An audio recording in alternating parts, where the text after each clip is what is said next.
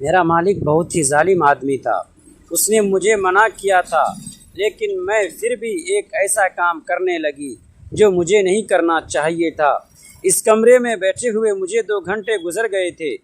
मुझे यहाँ आने की बहुत उत्सुकता थी, क्योंकि यह तो किसी भी मनुष्य की फितरत होती है कि जिस काम से उसे मना किया जाए वही काम करता है। और मेरे मालिक ने मुझे कहा था कि तुमने इस कमरे में नहीं जाना, लेकिन अब मुझे समझ आने लगी कि उसने मुझे यहाँ आने से क्यों रोका था। क्योंकि थोड़ी देर के बाद हलचल की आवाज़ आई और मेरा मालिक कमरे में आया। फिर मैंने देखा कि उसने वहाँ पर एक नहीं बल्कि 3 मैं कभी कभी बड़ी खुशी होती थी कि मैं इस शहर के एक अमीर आदमी के घर में नौकरानी का काम करती थी। नौकरानी का काम कोई बड़ा काम नहीं है, लेकिन ये बात भी अपनी जगह ठीक कही जाती है। दोस्तों, बहुत ही रोमांचक कहानी है, पूरा सुनिएगा ज़रूर। दोस्तों, वीडियो में आगे बढ़ने से पहले एक छोटा सा रिक्वेस्ट है कि वीडियो को लाइक और हमारे चैनल को सब्सक्राइब ज़रूर कीजिएगा। दोस्तों, चलते हैं आज की कहानी की तरफ। इस मालिक को सिर्फ मुझ पर ही भरोसा था और इस घर में और कोई भी नौकर नहीं रखता था। यूँ सारे घर के काम तो मुझे करने पड़ते, लेकिन मैं यहाँ पर मालकिन की तरह हुक्म चलाती और मुझे तनख्वाह भी बहुत ज़्यादा मिलता था। उनका ज़्यादा काम भी नहीं होता था। घर को कभी कभी साफ़ कर लेती। रोज़ कोई एक कमरा साफ़ करना होता या दूसरा एक साथ सारे काम नहीं करती थी। घर जल्दी गंदा भी नहीं होता था, क्योंकि यहाँ कोई बच्चा भी नहीं था, सिर्फ मालिक ही रहते थे। लेकिन जब वह मुझसे पूछते, मैं कह देती कि सारे घर को साफ़ कर दिया था, ताकि उनको लगे कि मैं बहुत ज़्यादा मेहनत से काम कर रही हूँ। वह भी मुझसे रोज़ कभी कभी साफ़ कर लेती। रोज़ कोई एक कमरा साफ़ करना होता या दूसरा एक साथ सारे काम नहीं करती थी। घर जल्दी गंदा भी नहीं होता था, क्योंकि यहाँ कोई बच्चे भी नहीं थे, सिर्फ मालिक ही रहते थे। लेकिन जब वह मुझसे पूछते, मैं कह देती कि सारे घर को साफ़ कर दिया था, ताकि उनको लगे कि मैं बहुत ज़्यादा मेहनत से काम कर रही हूँ। वह भी मुझसे रोज़ की रिपोर्ट लेता था और रात को मुझे सुबह के काम बता देता था। पर कहते थे कि सारे घर को साफ़ करना, लेकिन ऊपर वाली मंजिल के पहले कमरे को साफ़ नहीं करना, बल्कि यहाँ पर जाना भी नहीं, उसका दरवाज़ा भी बंद रखना, और कोई अगर वहाँ जाने की कोशिश करे तो ऐसा न होने देना। मैं हैरान होती थी कि आखिर उस कमरे में ऐसा क्या है। जिस वक्त से मैं यहाँ काम कर रही थी, जब से मैं थी, वह कमरा बंद ही रहता था।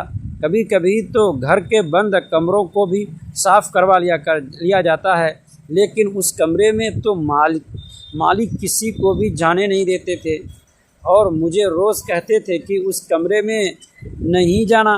मुझे पता था कि वहाँ पर नहीं जाना, तो मैं क्यों जाती, पर वह मुझे ये बात रोज़ रोज़ कहते थे ताकि मैं गलती से भी वहाँ जाने के बारे में न सोचूं।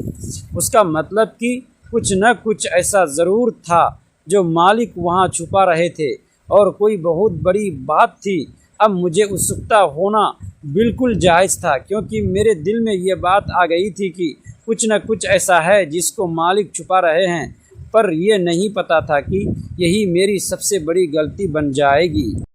बल्कि गलती नहीं, पाप। इस कमरे में बैठे हुए मुझे 2 घंटे गुजर गए थे। मुझे यहाँ आने की बहुत उत्सुकता थी, क्योंकि यह तो किसी भी मनुष्य की फितरत होती है कि जिस काम से उससे मना किया जाए वही काम करने का मन करता है। और मेरे मालिक ने मुझे कहा था कि तुमने इस कमरे में नहीं जाना, लेकिन अब मुझे समझ आने लगी कि उसने मुझे यहाँ आने से क्यों रोका था। कमरा बाहर से जितना साधारण दिखाई देता था, अंदर से उतना ही रहस्यमय था। चारों तरफ धूल जमी हुई थी। दीवारों पर पुराने चित्र टंगे हुए थे, जिनके रंग समय के साथ फीके पड़ चुके थे। छत से लटकता हुआ एक पीतल का झूमर हल्की हवा में झोंकों से धीरे धीरे हिल रहा था और उसकी चरमराहट पूरे कमरे में गूंज रही थी।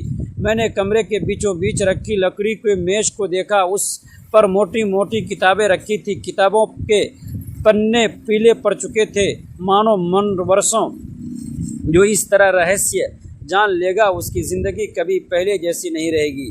मेरे हाथ कांप गए। मैंने जल्दी से किताब बंद कर दी, लेकिन अब बहुत देर हो चुकी थी। डर और उत्सुकता दोनों मेरे भीतर लड़ रहे थे। मैं वहाँ से भाग जाना चाहती थी, फिर भी मेरे पैर उसी जगह जमे हुए थे। तभी मेरी नज़र कमरे के कोने में रखी एक लोहे की अलमारी पर पड़ी। अलमारी पर एक बड़ा ताला लगा हुआ था। मैंने सोचा कि शायद इसी में वह राज छिपा है जिसे मेरे मालिक दुनिया से छुपा कर रखना चाहता था। मैं धीरे धीरे अलमारी के पास पहुंची। तभी मुझे फर्श पर एक छोटी सी चाबी दिखाई दी। ऐसा लग रहा था जैसे किसी ने उसे जानबूझकर वहीं छोड़ दिया हो। मैंने चाबी उठाई और कांपते हाथों से ताले में लगा दी। टक, ताला खुल गया। मेरा दिल इतनी तेज़ी से धड़क रहा था कि उसकी आवाज़ मुझे साफ सुनाई दे रही थी। मैंने अलमारी का दरवाज़ा खोला। अंदर सोना, चांदी या धन दौलत नहीं थी जैसा मैंने सोचा था। वहाँ सैकड़ों फाइलें रखी हुई थी। मैंने एक फ़ाइल निकाली। उसे खोलते ही मेरी आंखें फैल गई। उन फाइलों में उन लोगों के नाम थे जो सालों पहले अचानक गायब हो गए थे। हर नाम के साथ तस्वीरें, दस्तावेज और नोटिस लगे हुए थे। मुझे समझ नहीं आ रहा था कि मेरा मालिक इन सब का क्या करता था। जैसे जैसे मैं पन्ने पलटती गई, मेरे चेहरे का रंग उड़ता गया। उन दस्तावेज़ों में कई ऐसे लोगों के नाम भी थे जिन्हें मैं जानती थी। गांव के लोग, पुराने कर्मचारी, कुछ व्यापारी, और सबसे हैरान करने वाली बात यह थी कि उन सभी के सामने एक ही निशान बना हुआ था, एक काला गोला। मैंने दूसरी फाइल खोली। उसमें हवेली का नक्शा था, लेकिन वह नक्शा उस हवेली का नहीं था जिसे मैं जानती थी। उसमें कई गुप्त रास्ते दिखाए गए थे, तहखाने, छिपे हुए कमरे, भूमिगत रंग सुरंगे। मेरी शरीर में सिहरन दौड़ गई। अचानक मुझे ऐसा लगा जैसे कमरे के बाहर किसी के कदमों की आवाज़ आ रही हो। ठक ठक और ठक। मैं एकदम स्थिर हो गई। कदमों की आवाज़ धीरे धीरे करीब आती जा रही थी। मेरी सांसें रुकने लगी। क्या मालिक वापस आ गया था? अगर उसने मुझे यहाँ देख लिया तो शायद मेरी खैर नहीं थी। मैंने जल्दी से फाइलें वापस रखी और अलमारी बंद कर दी। लेकिन तभी मेरी नज़र एक तस्वीर पर पड़ गई जो अलमारी के नीचे गिर गई थी। मैंने तस्वीर उठाई और उसे देखते ही मेरे हाथ से तस्वीर छूट गई। तस्वीर में एक छोटी बच्ची थी। वो बच्ची बिल्कुल मेरी तरह दिखती थी। वही चेहरा, वही आँखें, वही निशान। मैं हैरान रह गई। यह कैसे संभव था? तस्वीर के पीछे एक तारीख लिखी थी। वह तारीख मेरे जन्म से भी कई साल पुरानी थी। अब मेरे लिए यह सिर्फ एक रहस्यमय कमरा नहीं रहा था, यह रहस्य सीधे मुझसे जुड़ चुका था। बाहर कदमों की आवाज़ अब दरवाजे तक पहुंच चुकी थी। दरवाजे का हैंडल धीरे धीरे घूमने लगा।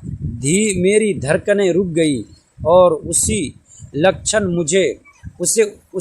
मुझे एहसास हुआ कि शायद मैं जिस सच की तलाश में यहाँ आई थी वह सच मेरी पूरी दुनिया बदलने वाला था। दरवाज़ा धीरे धीरे खुलने लगा। कमरे में अंधेरा और गहरा हो गया और मैं डर, रहस्य और अनगिनत सवालों के बीच खड़ी उस चेहरे का इंतज़ार करने लगी जो अगले ही पल मेरे सामने आने वाला था। दोस्तों, ऐसे ही कहानी सुनने के लिए प्लीज़ हमारे चैनल को सब्सक्राइब ज़रूर कीजिएगा।